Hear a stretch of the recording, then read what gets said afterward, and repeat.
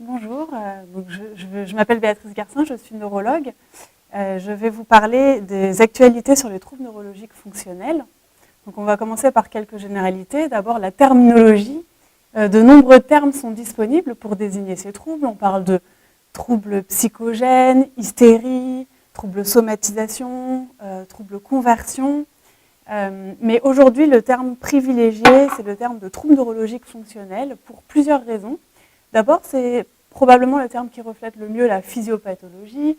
Il ne sous-entend pas qu'il y a une origine utérine au trouble ou qu'il s'agit de la conversion d'un symptôme psychologique en un symptôme physique.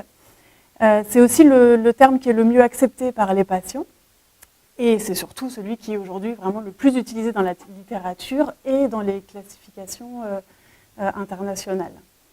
Alors c'est quoi en pratique? Troubles neurologiques fonctionnels, ce sont les symptômes neurologiques qui ne sont pas expliqués par une lésion identifiée ou un dysfonctionnement connu du système nerveux. Cette pathologie représente de nombreux enjeux. D'abord un enjeu de santé publique considérable, puisque 6% des consultations de neurologie sont des troubles neurologiques fonctionnels. C'est aussi un enjeu économique, en raison des dépenses de santé de ces patients qui vont consulter de nombreux spécialistes à la recherche d'un diagnostic, mais aussi et surtout parce que la majorité des patients ayant un trouble neurologique fonctionnel ne travaillent pas à cause de leurs symptômes. Et enfin, c'est un enjeu humain. Ces patients ont une qualité de vie aussi altérée que les patients ayant une pathologie dite organique comme la sclérose en plaques ou la maladie de Parkinson. Mais il y a des difficultés pour la prise en charge de ces patients. La première difficulté, c'est que le pronostic n'est pas très bon. La moitié des patients sont aussi sévères ou aggravés à 1 an de suivi, ce qui est difficile à accepter pour les médecins qui les prennent en charge. Il n'y a pas de consensus sur comment diagnostiquer ou comment traiter les troubles neurologiques fonctionnels. Et il y a un gros défaut de formation des neurologues et des psychiatres qui, pour la moitié d'entre eux, disent ne jamais avoir eu de cours sur cette maladie. Enfin, il y a une forte stigmatisation de la pathologie auprès du grand public qui, du coup, rend difficile l'acceptation du diagnostic par les patients et leur prise en charge. Alors, comment diagnostiquer un trouble neurologique fonctionnel? Aujourd'hui, on se base avant tout sur les critères des classifications psychiatriques du DSM qui ont été mises à jour en 2013. Tous les critères doivent être remplis. Donc il faut qu'il y ait atteinte du mouvement volontaire ou d'une fonction sensorielle, que les symptômes ou le déficit ne soient pas mieux expliqués par une autre maladie médicale ou mentale, que l'examen clinique montre une évidence d'une incompatibilité entre les symptômes et les pathologies neurologiques reconnues, et enfin que ces troubles aient un retentissement significatif. Alors j'attire votre attention sur le troisième critère, qui est un critère qui a été ajouté en 2013, qui n'était pas dans les précédentes classifications, qui est le fait qu'à l'examen clinique, il y ait évidence d'une incompatibilité entre les symptômes et les pathologies neurologiques connues. Ça veut dire quoi? Ça veut dire qu'il faut rechercher à l'examen des signes cliniques positifs pour le diagnostic. Alors ces signes cliniques, c'est quoi? Dans le cadre du déficit moteur fonctionnel, il y a 24 signes décrits, dont 7 ont été validés avec pour tous une excellente spécificité de plus de 95%. Donc je vous donne l'exemple du signe de Hoover qui est vraiment le signe clé du diagnostic du déficit moteur fonctionnel avec une sensibilité de 63% et une spécificité de 99%. Donc ce signe en pratique, c'est quoi? C'est l'extension automatique de la hanche atteinte lors de la flexion contre-résistance de la hanche saine. Donc en pratique, on commence par examiner le membre atteint. Donc sur cette photo, c'est le membre inférieur gauche. On demande au patient d'appuyer vers le bas. Et vous voyez, le patient n'arrive pas en fait à résister et l'examinateur soulève facilement la jambe. Puis dans un deuxième temps, il demande au patient de fléchir la jambe droite contre résistance et là, il récupère une force normale au niveau de l'extension de la jambe gauche. Dans le cadre du déficit sensitif, il y a aussi de nombreux signes cliniques positifs. Je vous en cite quelques-uns, notamment la délimitation de la sensibilité au milieu du corps, qui n'est en fait jamais observée dans les pathologies organiques. La délimitation également de la sensibilité vibratoire au milieu du corps ou au milieu du crâne. Le fait que les troubles sensitifs ne touchent pas à des territoires anatomiques, comme par exemple une délimitation à la racine du membre ou une atteinte exclusive de la face antérieure d'un membre. Et puis enfin, un dernier signe qui est l'échec systématique lors du testing sensitif. Par exemple, lorsqu'on fait le test du pic-touche, on demande au patient de fermer les yeux et de dire si on le pique ou si on le touche. Dans le trouble neurologique fonctionnel, il aura tendance à se tromper plus souvent que le hasard ne le voudrait. Dans le cadre des mouvements anormaux fonctionnels, il y a également des signes positifs qui permettent de faire le diagnostic. Pour tous les mouvements anormaux fonctionnels, le signe clé, c'est la distractibilité, c'est-à-dire la disparition du mouvement anormal lors des manœuvres d'attention détournées. Dans le cadre de la dystonie fonctionnelle, qui représente 40% des mouvements anormaux fonctionnels, les éléments en faveur du diagnostic sont une posture fixée et douloureuse. Et dans le cadre du tremblement fonctionnel, qui représente la moitié des mouvements anormaux fonctionnels, les signes en faveur du diagnostic sont l'effet d'entraînement, qui est le fait que le tremblement va adopter la fréquence de la mesure lorsqu'on demande au patient de battre la mesure. Et puis la variabilité en fréquence et en intensité du tremblement. Alors, qu'en est-il des aspects psychologiques ? Historiquement, on considère que la psychologie est finalement la cause de ces symptômes, mais cela n'est pas scientifiquement démontré.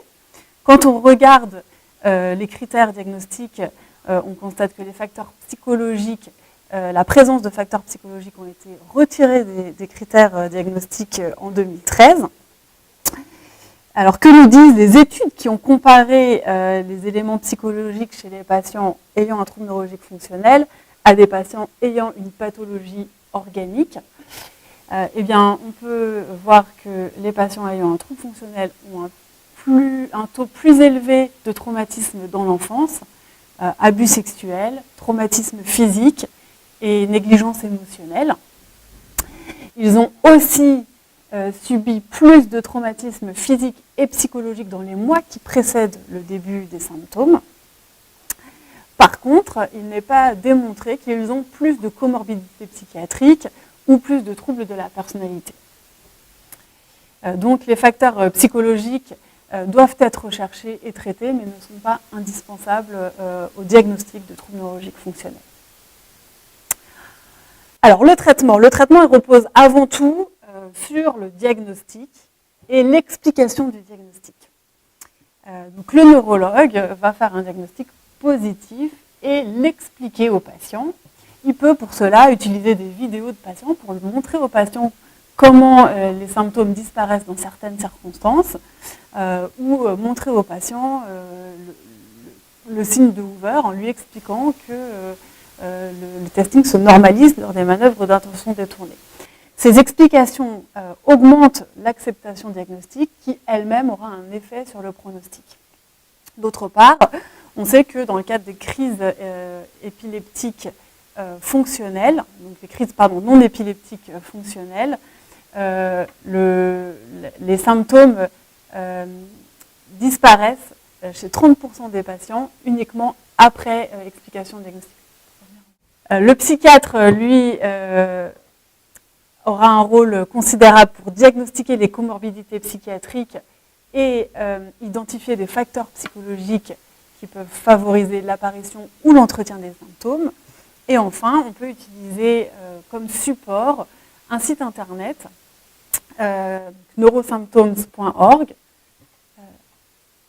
qui est un site qui a été conçu par l'équipe écossaise de Johnstone et qui est traduit en français, qui comporte de nombreuses explications sur la pathologie et qui permettent aux patients d'avoir un support sur ces troubles.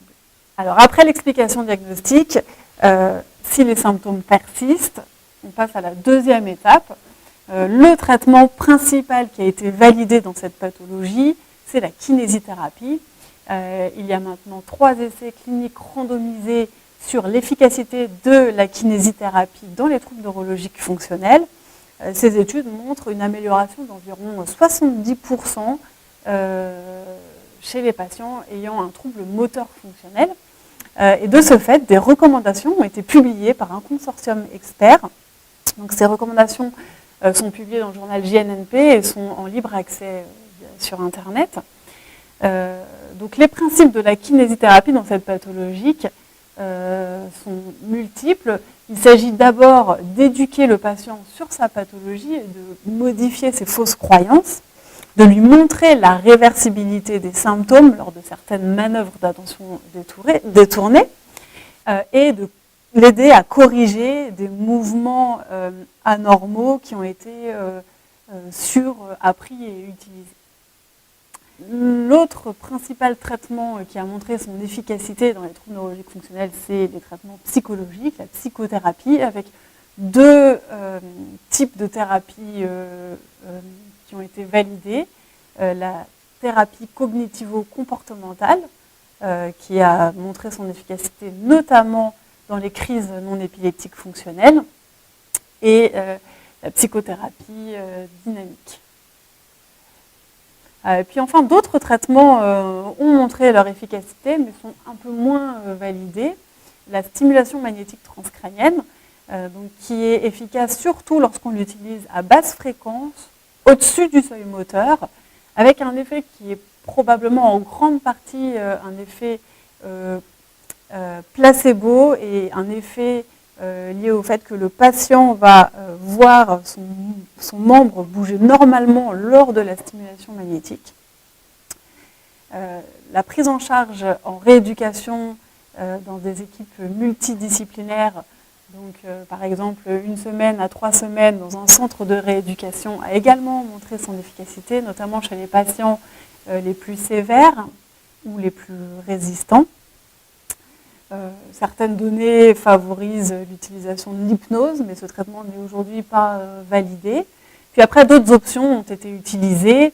La sédation avec un anesthésiant général dans les cas très sévères pour montrer au patient que lorsqu'il est sous anesthésie, ses mouvements ou son trouble disparaît.